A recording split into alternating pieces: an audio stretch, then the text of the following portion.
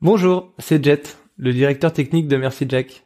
Je suis ravi de vous retrouver cette semaine pour vous parler d'un sujet passionnant, la résistance des carrelages dans les cuisines professionnelles. Alors j'espère que ce petit format ne va pas vous endormir, mais au contraire va vous éclairer sur un univers totalement obscur, le classement UPEC d'un carrelage dans une cuisine professionnelle. Vous allez me dire, le carrelage c'est simple, un petit carrelage antidérapant et tout va bien. Mais en fait, les choses sont bien plus compliquées et malheureusement sont bien méconnues de tous nos amis carreleurs, nos amis maçons et encore pire, nos amis de la maîtrise d'ouvrage. Quand on choisit un carrelage, en général, il est certifié UPEC. Cela veut dire qu'il est résistant aux usures, le U, dû au passage répétitif, au poinçonnement, le P, qui représente les fréquentes chutes d'objets ou de déplacements de meubles, à l'eau, le E, aux tâches et aux produits chimiques divers traduits par le C de la chimie, ce qui nous donne UPEC, le classement UPEC. Ces points de référence sont notés de 1 à 4, et plus l'indice est élevé, plus votre carrelage est fiable. Un carrelage U1, P1, E1, C1 ne tiendra pas dans le temps, mais coûtera certainement pas cher. Un carrelage U4, P4, E4, C4, lui, aura plus d'espérance de vie en général. Il existe aussi une norme qui traduit la résistance des carreaux aux rayures. C'est la norme MOHS. Alors elle est pas très connue et pas très rigolote, mais elle varie de 1 à 10. Entre 9 et 10, les carreaux sont impossibles à rayer. Quand on descend à des valeurs un peu plus basses, effectivement, les carreaux vont s'abîmer. Mais une fois de plus, toutes ces normes sont là pour englober l'intégralité des endroits où on pourrait prescrire du carrelage. Aujourd'hui, on va juste parler des cuisines. Et ce qui est important dans les cuisines, au final, dans toutes ces lettres, ce sont deux lettres. Le P qu'on a précédemment évoqué et aussi le R.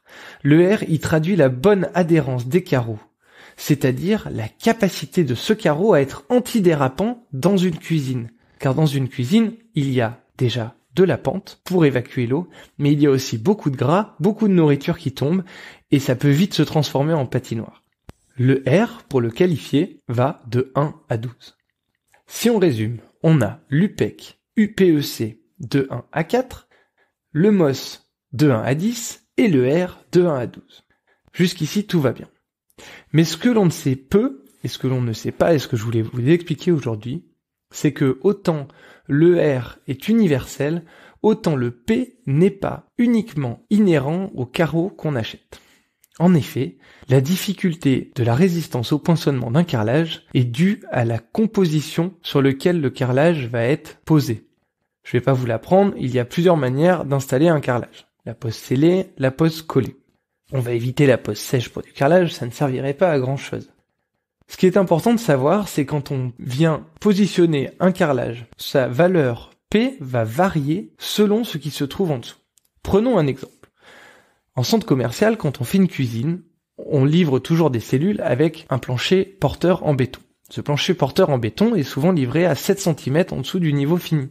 On vient donc réaliser une chape, puis une étanchéité. Sur cette étanchéité, on vient ensuite coller un carrelage. Et c'est là où les choses se compliquent. Car si nous sommes dans une configuration béton, chape, étanchéité, ou béton, étanchéité, chape, ou béton, chape liquide, étanchéité, nous ne pourrons pas atteindre les mêmes coefficients de résistance au poinçonnement. En fait, le P, c'est la capacité du carrelage à absorber les ondes émises par un objet qui lui serait tombé dessus. Quand Maurice le cuisinier fait tomber sa grosse marmite sur le carreau absorbe une quantité d'énergie. Et cette énergie, elle doit la redistribuer où elle peut. Selon les supports, soit elle va emmagasiner en elle l'intégralité de l'énergie, et le carreau va se casser, soit elle va réussir à la diffuser dans le support et à la répartir uniformément. C'est ça un P, c'est la capacité d'un carreau de carrelage à répartir la charge qu'il a reçue dans les différentes couches sur lesquelles il est posé. On comprendra donc facilement que dans une composition béton, chape, étanchéité, le carrelage pourra facilement transmettre à la chape et au béton son effort. Or, dans une composition béton, étanchéité, chape, le carrelage aura beaucoup de mal, une fois l'effort transmis à la chape, d'arriver à le faire transmettre au béton, puisqu'il y aura une désolidarisation des deux. Cette désolidarisation, elle est très fréquente et elle pose de nombreux problèmes dans le cadre de sinistres. car en fait, entre nous, il y a rarement de problème au moment de la livraison d'un chantier. Ces problèmes-là arrivent bien après. Mais il faut les prendre en amont, car dans le cas de sinistres et d'experts en assurance, c'est cette chose-là qui va aller voir.